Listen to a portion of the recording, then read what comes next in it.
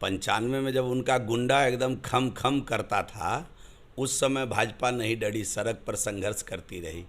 2000 में उनका लठैत सब एकदम खम खम करता था, तब तो भाजपा डरबे नहीं की। अब क्या भाजपा डरेगी? देश के 16-17 राज्यों में शासन कर रही है, केंद्र में सरकार है, भाजपा की हर बूथ पर कार्यकर्ताओं की फौज है। अभी लालू जी, बीमार लालू जी से अब क्या भाजपा डरेगी? स्वस्थ लालू जी से नहीं डरी तो इससे क्या डरेगी?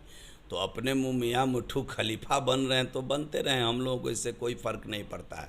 हम लोग अपना काम कर रहे हैं और जो चुनाव का परिणाम 24 में आएगा, लालू जी को पता चल जाएगा कि 40 की 40 सीट इस बार तो किशनगंज भी जीतेंगे, ऐसी तैयारी हम लोगों ने कर लिया है।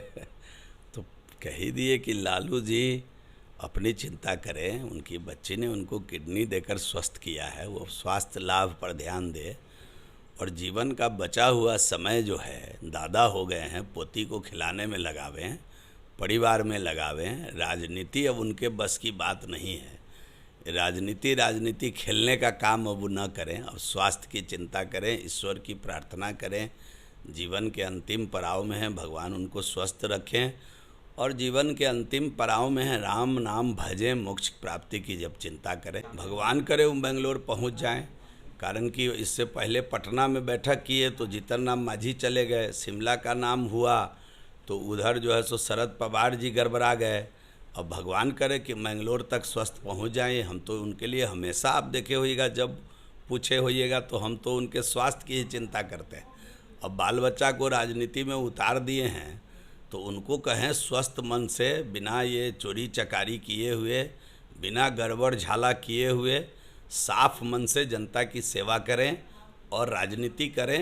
ये सब काम उनके बस का अब नहीं है। अब जो हैबिचुअल हो चुका है वो चार्जशीट प्रूफ हो चुके हैं, जैसे नहीं होता बुलेट प्रूफ, तो चार्जशीट प्रूफ हो गए हैं। एक आदमी ऐसा होता है जिसको हम लोग कई बार कहते हैं अपने भाषा में बेशरम, कि जो जेल जा रहा है, जेल से आ रहा है, उसको कोई फ़र्क नहीं पड़ता है।